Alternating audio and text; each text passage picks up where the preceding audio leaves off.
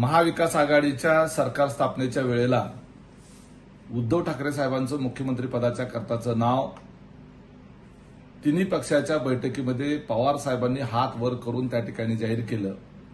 त्यावेळेला असं सांगितलं पवार साहेबांच्या वतीनं की उद्धव ठाकरेंचा स्वतः मुख्यमंत्री पदाला विरोध होता किंवा स्वतःकडे मुख्यमंत्रीपद घ्यायला विरोध होता।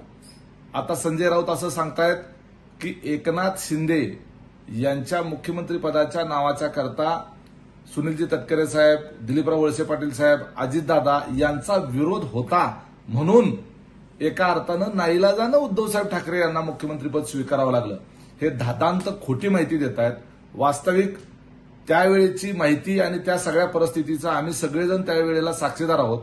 सगळ्याच गोष्टी राजकारणामध्ये जाहीर केलेल्या जात नसतात, परंतु वस्तुस्थिती अशी आहे की एकनाथ शिंदे यांच्या नावाला स्वतः संजय राऊत यांचाच विरोध होता आणि संजय राऊत आणि आमचे वरिष्ठ नेते यांच्यामध्ये मुख्यमंत्री पदाच्या करता सुरुवातीच्या 2.5 वर्षासाठी उद्धव साहेब ठाकरे असतील आणि 2.5 वर्षानंतर एक वेगळं नाव मुख्यमंत्री पदाच्या करता ह्या दोघांमध्येच ठरलेलं होतं आणि ते नाव पक्षातल्या अजितदादा असतील, वळसे पाटील असतील, प्रफुल्लभाई असतील किंवा कुठल्याही वरिष्ठ नेत्याला तटकरे साहेबांना सुद्धा त्याच्याबद्दल माहिती दिली नव्हती। ही बाब गोपनीय ठेवली होती।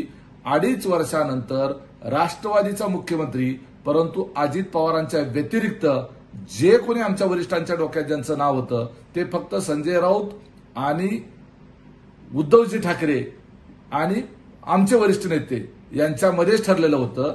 याच्या बाबतीमध्ये संजय राऊतांना सर्व काही माहिती आहे। हवं तर पुन्हा एकदा त्यांनी याचा खुलासा करावा।